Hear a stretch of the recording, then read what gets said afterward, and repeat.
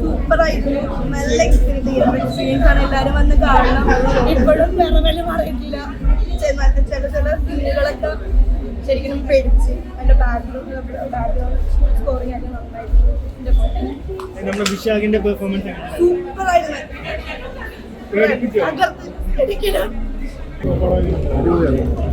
തിയേറ്ററിൽ വന്ന എക്സ്പീരിയൻസ് ആണ് പറഞ്ഞത്.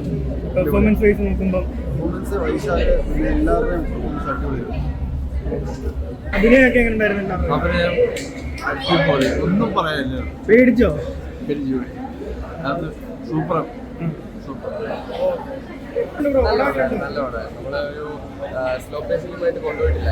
ഒരു സാധാരണമായിട്ടും കൊണ്ടുപോകാൻ പീക്കിലിട്ട് തന്നെയാണ് നമ്മളെ കൊണ്ടുപോയിട്ടുള്ളത്. വൈശാഖിന്റെ പെർഫോമൻസ് നല്ലായിരുന്നു. നമ്മള് പുള്ളി ഭയങ്കര പേടി നമ്മൾ എക്സ്പ്രസ് ചെയ്യേണ്ട നല്ലൊരു പിന്നെ എത്ര വട്ടം നല്ലൊരു എല്ലാവരും കാണും. ഡിഫറെന്റ് എക്സ്പീരിയൻസ് ആഗ്രഹിക്കുന്നത് ഫുൾ വയലൻസ് ആണോ പടം? കുറച്ചൊക്കെ വൈശാഖിന്റെ പെർഫോമൻസ് ഒക്കെ അടിപൊളിയായിരുന്നു. അടിപൊളി പെർഫോമൻസ് ആയിരുന്നു. മൈൻഡ് ബ്ലോയിങ് ആയിരുന്നു. Thank you. നല്ല മൂവി. എല്ലാവരുടെ പെർഫോമൻസ് ഒക്കെ എങ്ങനെ ഉണ്ടായിരുന്നു? എല്ലാവരും കുറച്ച് ക്യാരക്ടേഴ്സ് ഉള്ളെങ്കിലും വളരെ നന്നായിട്ട് ചെയ്തിട്ടുണ്ടായിരുന്നു. ഇഷ്ടപ്പെട്ടു. വിശാഖിന്റെ പെർഫോമൻസ് എങ്ങനെ ഉണ്ടായിരുന്നു? വളരെ ശരിയാണ്. കുറച്ചും കൂടി മീൻസ് അതിന് ഒരുപാട് ഇതില്ലെങ്കിലും എല്ലാവരും നന്നായിട്ട് ചെയ്തിട്ടുണ്ട്. സൂപ്പർ പടമായിരുന്നു. എന്തായാലും എല്ലാവരും തിയേറ്ററിൽ പോയി തന്നെ കാണാം.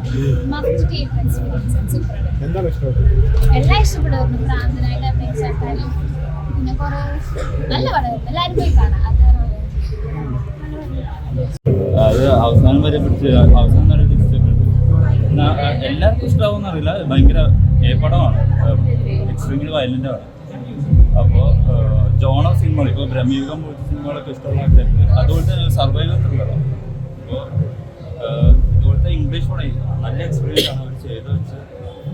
കുറച്ച് ലോജിക്കൽ പ്രശ്നങ്ങളൊക്കെ തോന്നും, പക്ഷെ അവസാനം നല്ല രസമായിട്ട് വന്നിട്ടുണ്ട്. ഇഷ്ടമായി. പെർഫോമൻസ്